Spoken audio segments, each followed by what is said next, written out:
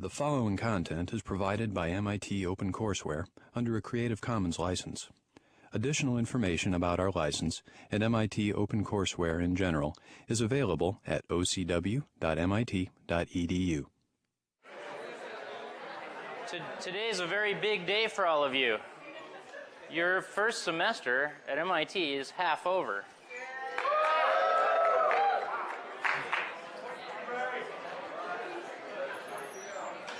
And in addition to that, you have a lot of challenges remaining ahead of you for the rest of this semester. I'm going to help make the chemical challenges fun for you. That's what I'm here to do. I love chemistry. I love teaching 511-2. This is the best part of my week. So here we are. Do you guys know that chemistry can be incredibly fun?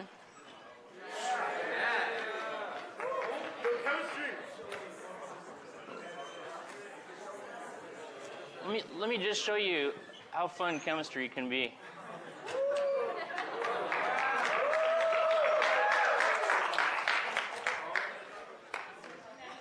And that's just the gravy. The fun part is actually making the molecules.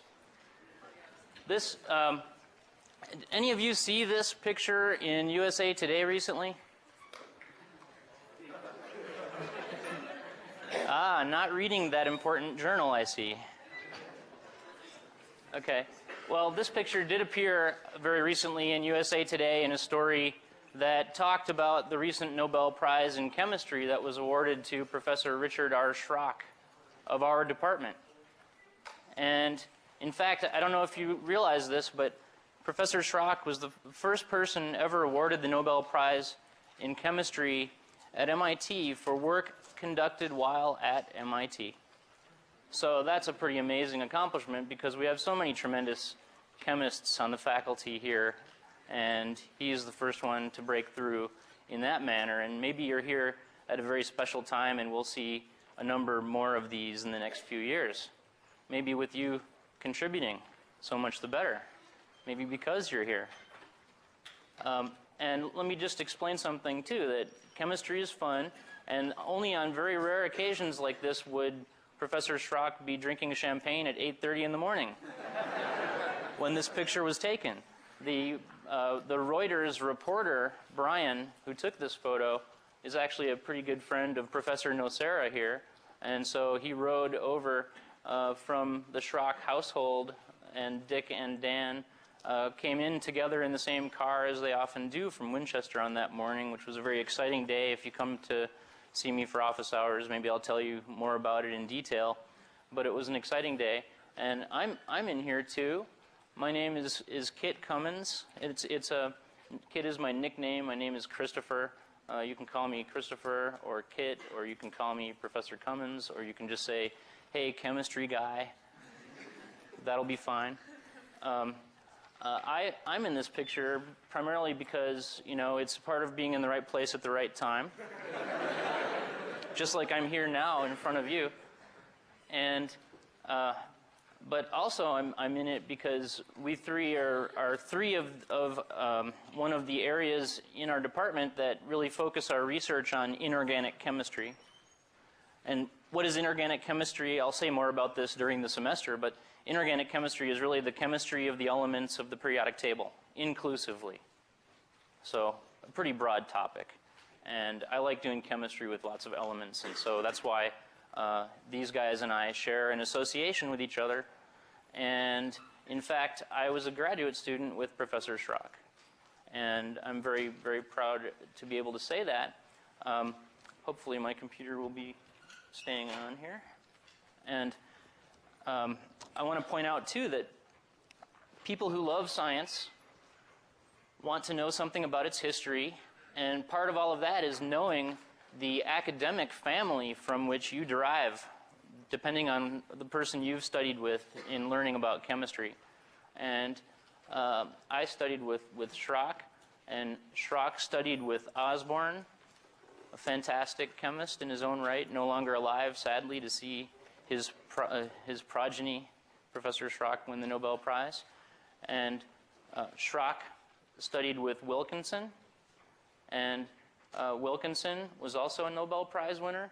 So you don't have to go very far back in that lineage to encounter that recognition, the Nobel Prize. Schrock, and then it skipped to Osborne, and if you go back to Wilkinson, there's another one, and you can keep going back, and I'm not going to go through that whole history today because I have another history that I'm going to need to go through with you today. And that has to do, and I'm going to bring this back over so it doesn't distract you. And this other history that I need to impart to you today has to do with some of the contributions of Gilbert,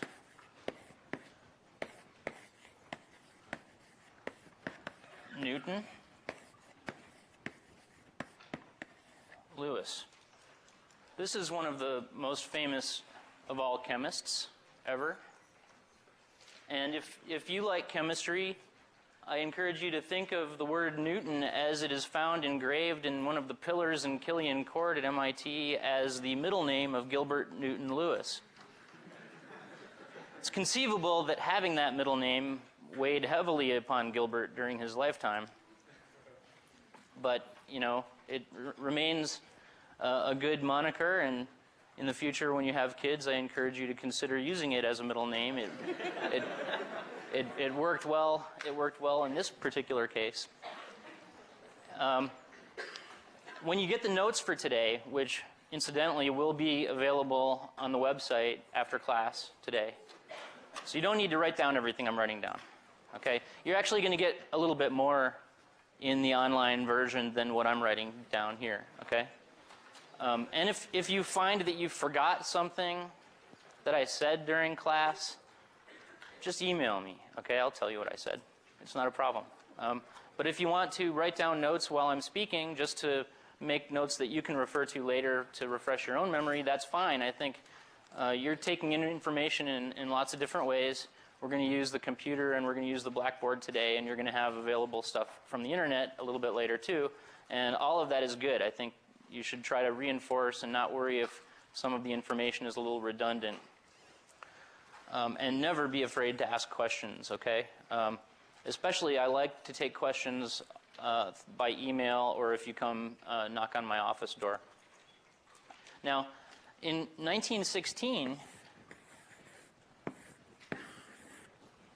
Gilbert Lewis published a landmark paper in chemistry in the Journal of the American Chemical Society, which remains the flagship journal of the American Chemical Society. And this paper was entitled "The Atom and the Molecule."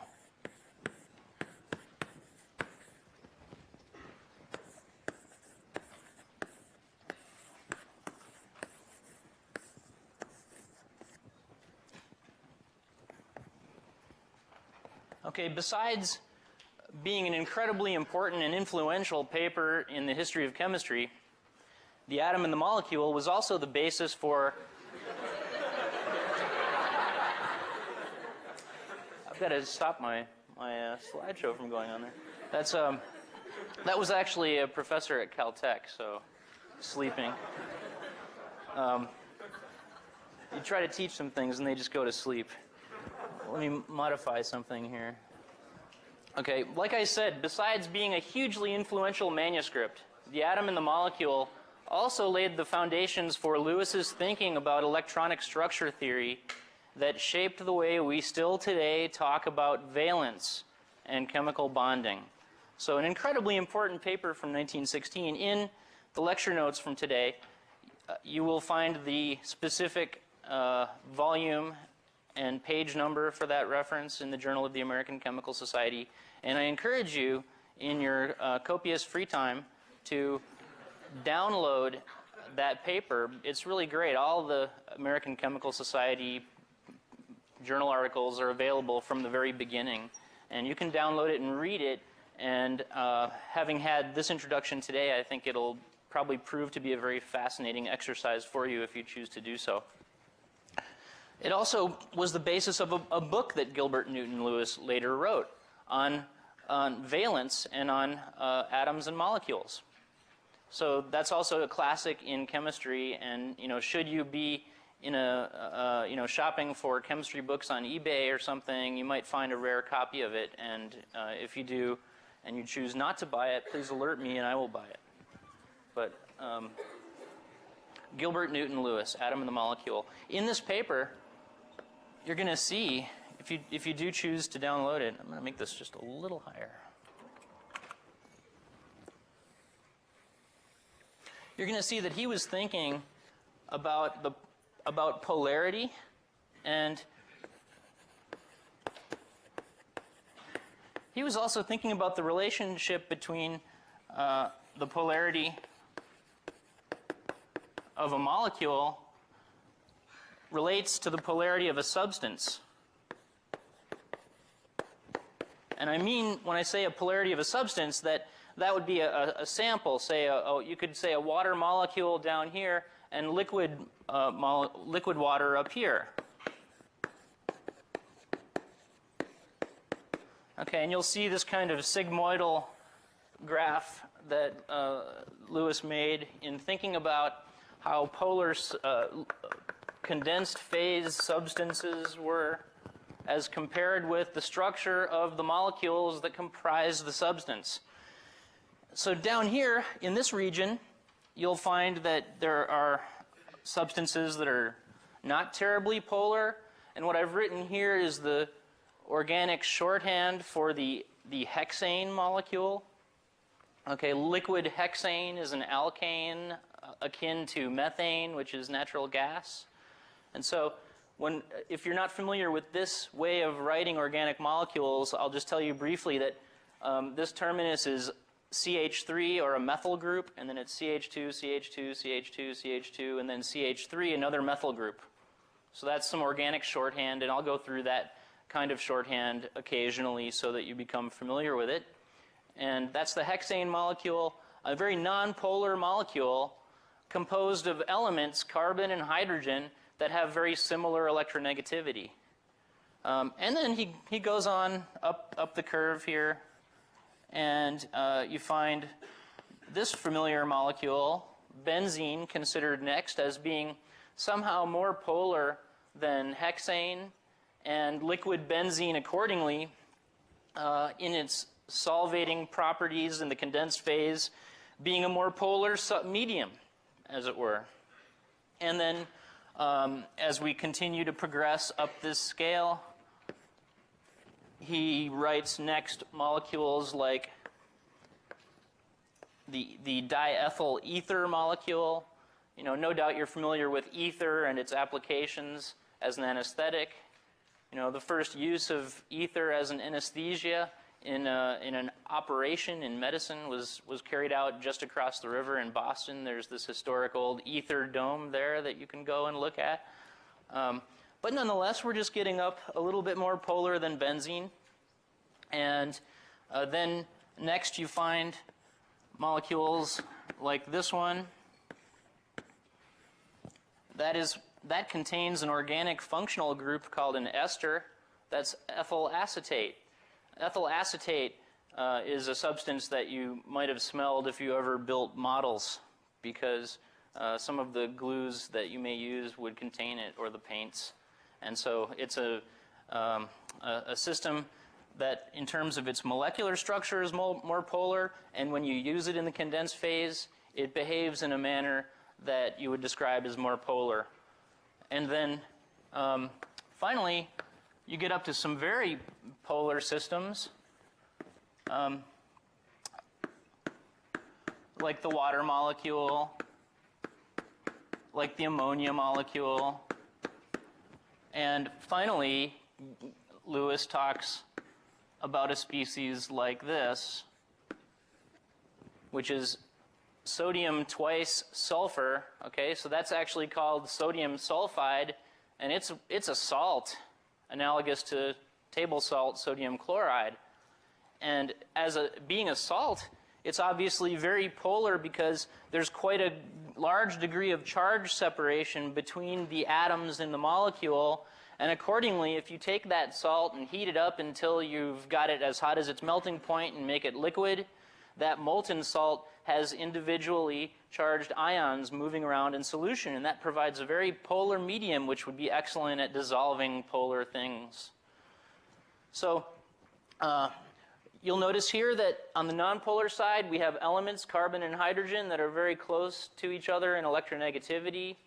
And then as we examine this relationship, we start putting in elements like oxygen or nitrogen, which are very electronegative, close to the upper right-hand side of the periodic table.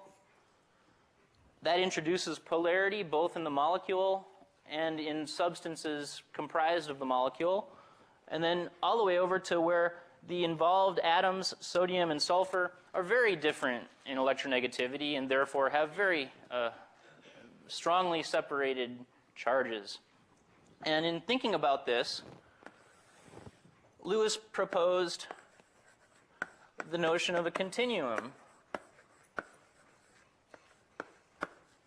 And his musings on this are really quite lucid in that 1916 paper.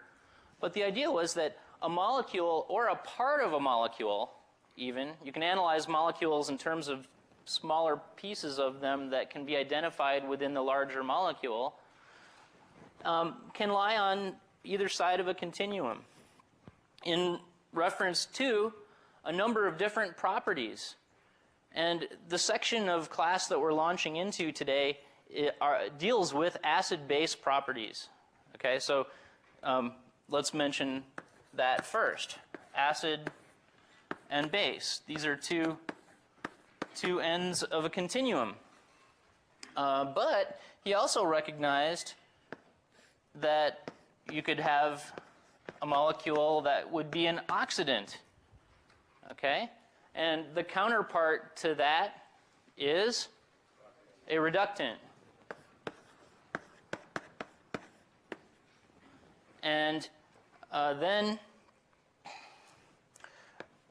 here's a term that maybe those of you who have studied organic chemistry in more detail than most would recognize. This is electrophile.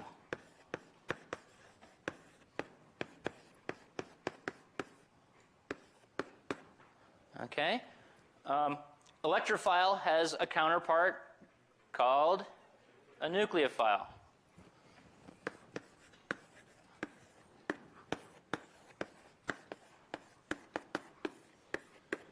Okay, and then the fourth one that I'd like to mention is acceptor.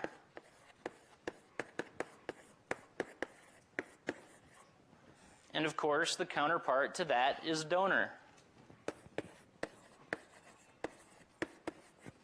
Okay, so please remember those four pairs, because those four pairs, when you can understand and make predictions about those four properties as a function of molecular structure, then you will be a chemist.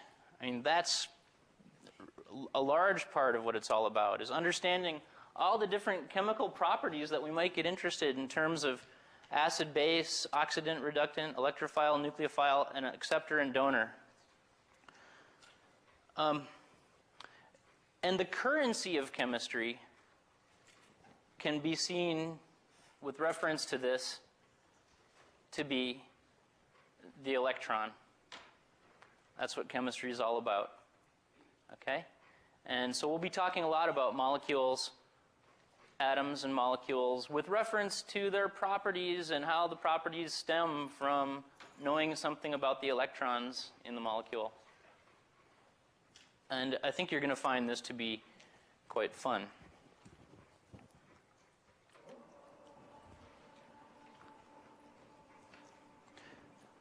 With respect to the properties of the medium, let's talk about a substance like hydrogen chloride.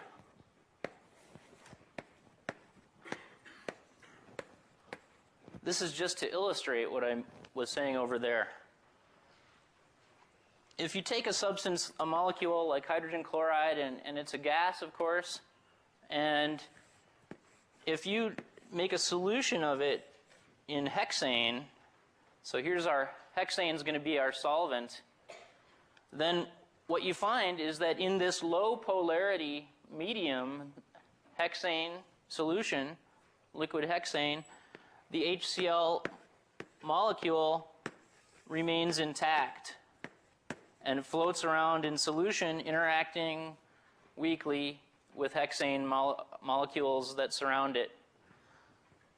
But if you take this HCl molecule and put it into a solvent like water, then something on the other end of the continuum transpires, because we get ionization to produce hydrogen ions, and they go off and are separated in solution from chloride ions. And we'll talk more about just what's going on when you separate H plus from Cl minus and let them diffuse apart in aqueous solution. But you can see, I think, the dichotomy. Either the proton shares in the electrons of the chloride, or it just pops off and ionizes and goes out into solution. And Lewis wanted to understand this.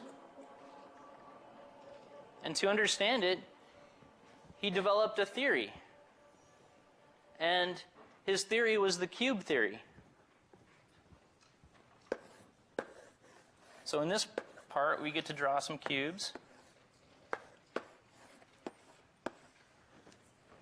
And he decided that if you thought of the nucleus, which he calls the kernel of an atom, as being located at the center of the system, then if you had an atom like neon, which is a noble gas, with 8 valence electrons, that these valence electrons would want to get away from each other as far as possible because they repel each other. They're all negatively charged. So this could be here, the neon atom. And here, on that cube, is how he would represent the electronic structure of the neon atom, with the 8 electrons here represented by peach-colored circles, each at the vertex of a cube. Okay? So they got far away from each other. But then what he found, and you can see that in the historical archives, some of his original sketchbooks containing these ideas are there. And now you'll know what they mean. And you'll see that he progressed beyond understanding the atom to understanding the molecule. And here's one of the molecules that he talks about.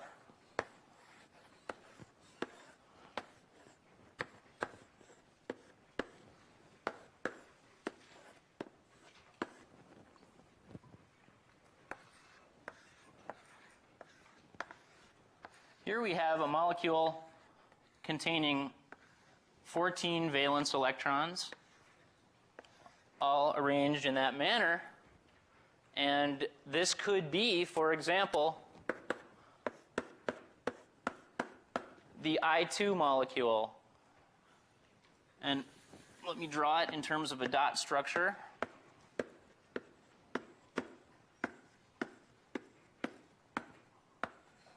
Like that. And there was known at the time, partly because of the contributions of Lewis himself, something called the rule of 8. And that was a reference to this notion that most atoms want to have 8 electrons in their valence shell, and it's also something that we call today the octet rule. Okay, so when you see the rule of 8 mentioned in his paper, it's the octet rule, the familiar octet rule. And you can see here that one of the key features is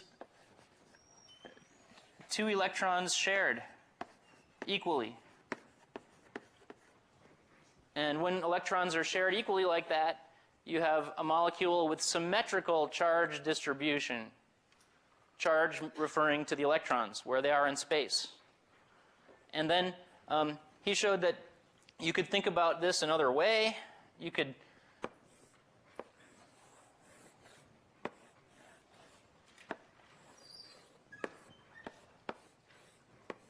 consider some kind of a geometric distortion of the I2 molecule, like this.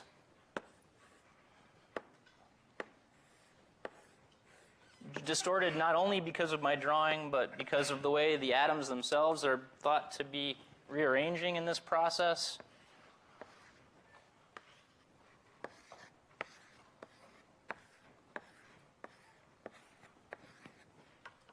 Notice that what's happened here is that the I2 molecule is doing something electronically such that one iodine is starting to pull away from the other. That this one over here is carrying with it the electron that came from over here. See?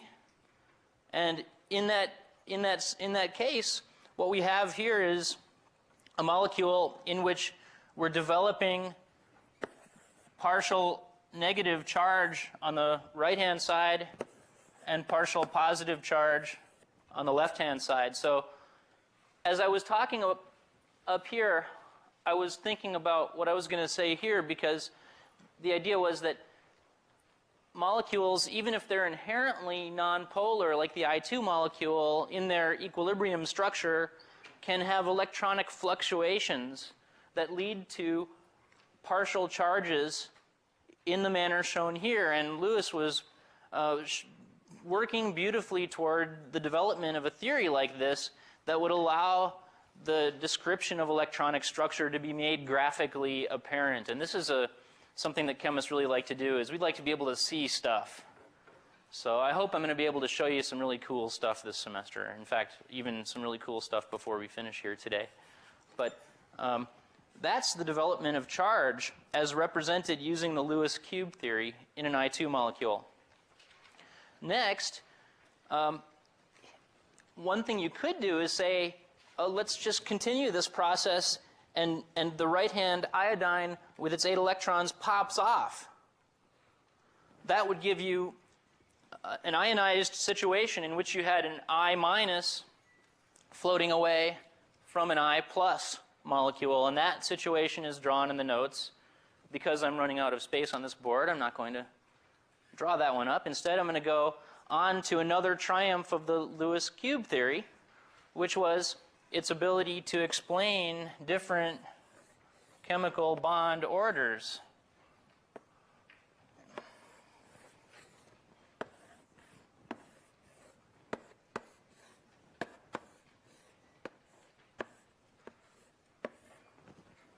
By the way, Lewis never got the Nobel Prize, certainly should have. Dramatic oversight. He was born in Massachusetts. He was a Harvard professor for a while and didn't like it and came to MIT to be a professor for a while. And although he liked that, that was not far enough away from Harvard, so he went to Berkeley, where he became the department head and was very successful over a long period of time in learning about chemistry and in teaching chemistry. So I will invite you, and you'll see this in the notes too, to go ahead and see if you can find a good biography of Lewis, because it's very instructive. Okay? Anyway, here's another molecule considered by Lewis's cube theory.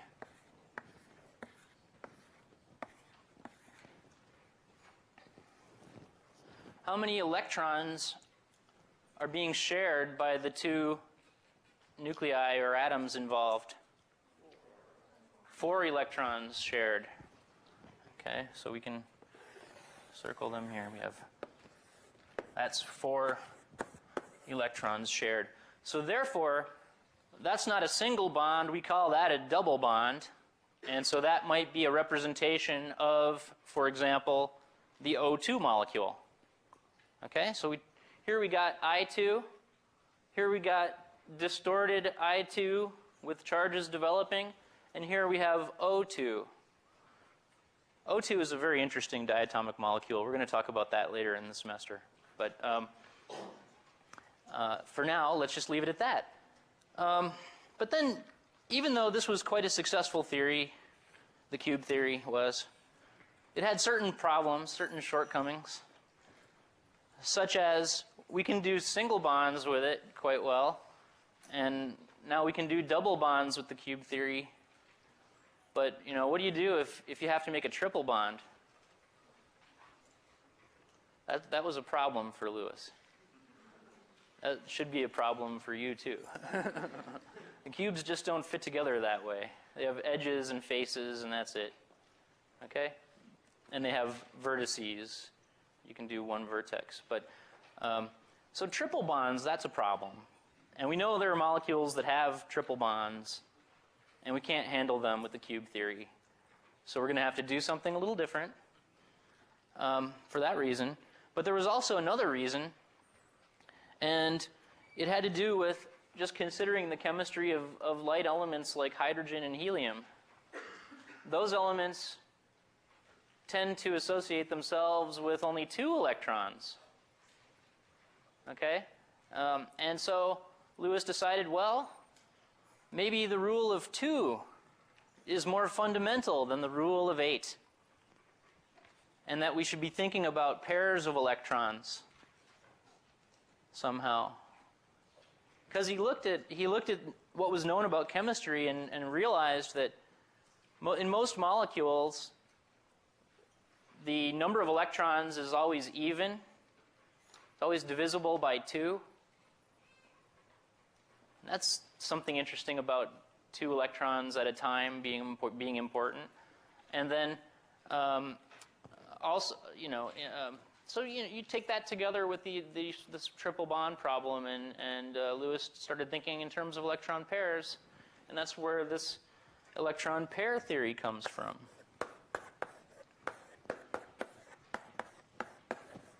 So although he spent a lot of time on the cube theory, he was perfectly willing to cast that theory aside in favor of something that maybe was going to work a little better. The electron pair theory. And how does that look? Well, of course, his initial pictures still had the cube. Which just shows that once the human mind fixes on something, it fixes on with great tenacity, and it can be very hard to shake your way of thinking about things, but hopefully you'll be able to do that. And he still decided, okay, let's arrange these electron pairs on a cube with the nucleus of the atom supposed to be at the center. And let's keep these electrons now nicely collected in pairs. And let's get these pairs as far away from each other as possible. For the same reasons we used to be putting 8 electrons as far away from each other as possible, namely electron repulsion. Now the problem of electron repulsion between the pairs was not really solved, and you know, Lewis decided that the pair theory worked so well he wasn't going to worry about that, and so we won't worry about it yet either. But you have your 4 pairs of electrons arranged at the center of 4 of the edges of the cube, and that geometry is what we call a tetrahedron, which I'm drawing the edges of here in pink. So you have a tetrahedral disposition of 4 pairs of electrons now for an atom. This might again be the neon atom. Okay? But the nice thing about this choice is that if you want to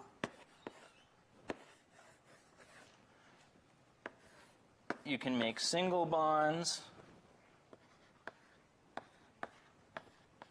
with this theory, and you can make double bonds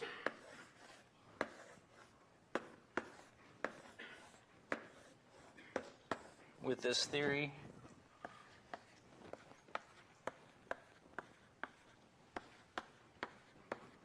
Like that. And then, due to the properties of the tetrahedron, you can also make triple bonds Yeah, I know. This is marvelous. Okay, so you can see that the famous chemist Gilbert Newton Lewis was talking about electronic structure in terms of symmetrical things like tetrahedra and cubes as a way of arranging electrons reasonably in space. This could again be our iodine molecule. This could be now our O2 molecule. And if we continue that progression in the periodic table, what's this molecule? Dinitrogen, N2, you know, the major component of our atmosphere. Another interesting molecule that we'll be talking about as the semester progresses forward. But chemical ideas, chemical language, and electronic structure theory are very much still permeated with this affection for symmetry and the problems that you can solve using symmetry to analyze electronic structure theory. Let's talk next about another molecule, because we want to talk about Lewis's development of the electron pair theory, but also we want to understand how that relates to acid-base properties. And so let me draw here another molecule.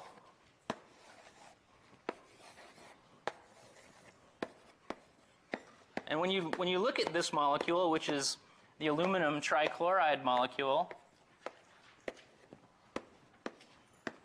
in which I'm drawing out explicitly all of the electrons, not forgetting these two. And having drawn the aluminum trichloride molecule and looked at it like that, you can ask yourself, is the number of electrons divisible by 8? And yes, it is. We have a 24 valence electron system here, 24 electrons, so it's divisible by 8. Of course, it's also divisible by 2. You can also ask yourself, is this molecule, as written, one that satisfies the rule of 8 for all 4 of the atoms? No. Okay, we got a problem there, because this thing is electron deficient.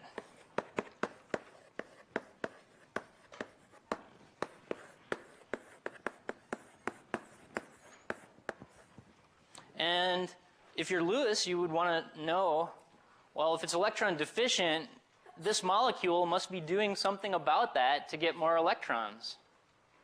Which atom is missing electrons here? The aluminum.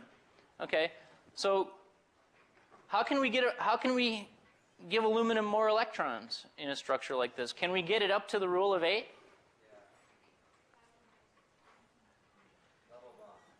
Double bonds. Awesome. Beautiful. So we can make a double bond. And if we do that, we can allow aluminum to satisfy the rule of 8, or the rule of 8 to satisfy aluminum, whichever way you want to look at it. And see what we've done here is we've taken one of the electron pairs, say this one, and we've moved it in between the aluminum and the chlorine, so it joins the other one in there, and we get a double bond. And now everybody's got an octet. But what's the problem with that? The problem with that is that chlorine is very electronegative, and it doesn't want its electrons stolen away by the very electropositive aluminum center. So there are other ways that aluminum can ultimately satisfy its octet, and this is how we get into the realm of Lewis acid-base theory. And I want to show you one of the other ways that aluminum can satisfy its octet, and then we're going to move to the computer so we can visualize some of these properties. If I put my aluminum here, and do you remember this molecule up here, the ammonia molecule?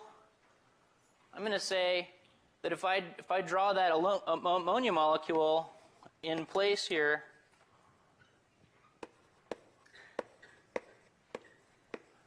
the ammonia molecule comes in and it has 8 electrons. It's sharing 6 of them with 3 hydrogens.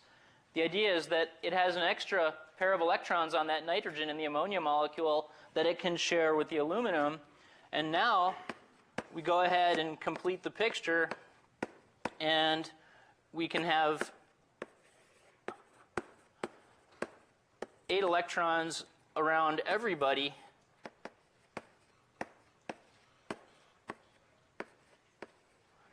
And so the rule of 8 is now satisfied for the 3 chlorines, for the aluminum, and for the nitrogen of the ammonia molecule. The ammonia molecule is what we call a Lewis base. And the aluminum trichloride molecule is what we call a Lewis acid, for reasons that now should be quite clear. And I want to show you how we can look at these things. And if you'll give me just a second here, I'm going to load the aluminum trichloride molecule up onto the screen. And, okay. What we're going to do is we're going to remember that there are lots of different ways in which you can visualize molecules. And I want to show you some of the more interesting ways. Okay, getting that loaded.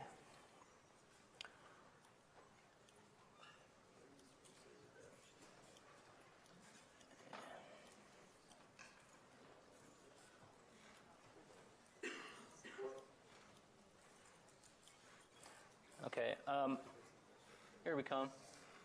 Can we drop the lights a little bit, please? Just not all the way dark. I don't want anyone falling asleep. But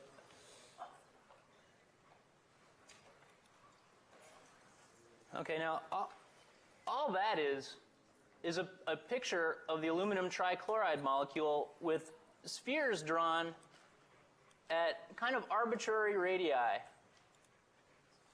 Okay? The size of these spheres isn't representative of any particular physical quantity. But we can change that. And so now what we're going to do is draw the thing a slightly different way. And what you can see is that the positions of those nuclei are in this flat box. I made the box kind of flat. It's more of a slab because this AlCl3 molecule is conveniently kind of flat in its structure. And what are we going to do now? We're going to draw a contour surface. Okay, and I like this. We're going to use the solid surface method first. And you see that now? Now these curves that enclose the 4 nuclei of the aluminum trichloride molecule do have some physical significance. Because what I've done here is I've taken results, in this case from a quantum chemistry calculation, but you could also take it from an X-ray crystallographic structure determination study, and I've drawn a 3-dimensional contour map. So the value of the electron density at every point on the surface of one of those ovaloid shapes is the same. So just like when you have a contour map to describe in 2 dimensions an interesting complicated surface, we can do this in 3 dimensions as well. And one of the things you notice when you look at a surface like this is that the value of the electron density actually goes down to some low value in between the nuclei for this. So when you see molecules represented as balls and sticks, or if you represent molecules this way, just showing a pair of dots between the aluminum and chloride, you may not be getting a physically complete picture of the situation. You can get a much more complete picture if you have access to the actual electron density. And then you can even go a little further. And I want to show you something very cool. First, I'm going to need to load in a second molecule.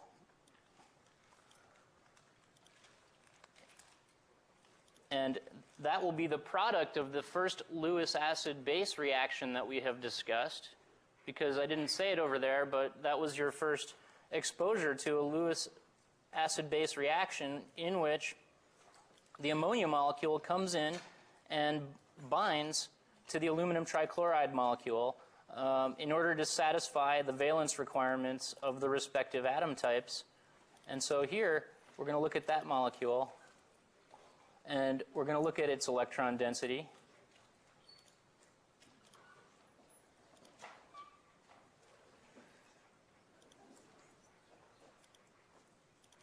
And I think you're going to like this very much. There it is. And load.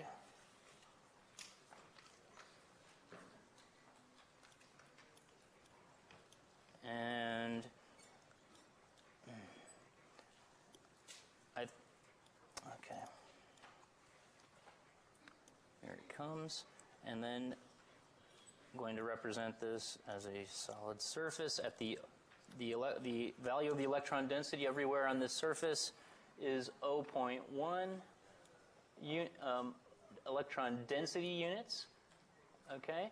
I want you to start thinking about how that shape appears there, because I'm going to underscore that a little bit more in just a second. But one thing you should notice is that at the NH3 molecule, which is pictured at the top of that representation, what you're seeing is that the value of the electron density does not get very small as you go between the nitrogen and hydrogen nuclei, because both nitrogen and hydrogen are quite similar in electronegativity as compared with the aluminum atom in this system. Okay, I got to get this one figured out here, and now it's loading. And the fascinating thing about illustrating a molecule in this way is that we can actually associate another property. We can associate another property with the color on the surface. Okay, now what we're doing is we're looking at the aluminum trichloride ammonia system. Okay, and let me just see if I can make this thing gradually spin so that I can talk about it without being pinned to my computer. What we've got on the surface of each of these electron density isosurface enclosed regions is a color that corresponds to the value of a function that tells us about the propensity of electrons to be paired at that point in space. The Lewis theory is now colored onto the electron density isosurface of this Lewis acid, Lewis base complex molecule. And the values that correspond to those regions in space where electrons are most likely to be found paired up are colored blue. Where they're least likely to be found paired up are colored kind of red-orange here. And then an intermediate color is this green. And so you can see that you have electron pairs associated with each of the 3 NH bonds up at the top. You have another electron pair here in blue, which is very proximate to this aluminum center that is very electron deficient, as we had found right over here, because it lacks an octet. And then each of these chlorines is able to attract electron pairs. Because chlorine is very electronegative, it attracts the electron pairs to itself and sort of withholds them from the aluminum center, but yet that development of charge separation keeps everything together in what we can call an ionic interaction and an electrostatic interaction. So you can see here covalent bonding, donor-acceptor complex formation, and electrostatic contributions to bonding. And all of this is just an illustration of the brilliant ideas of Gilbert, Newton, Lewis.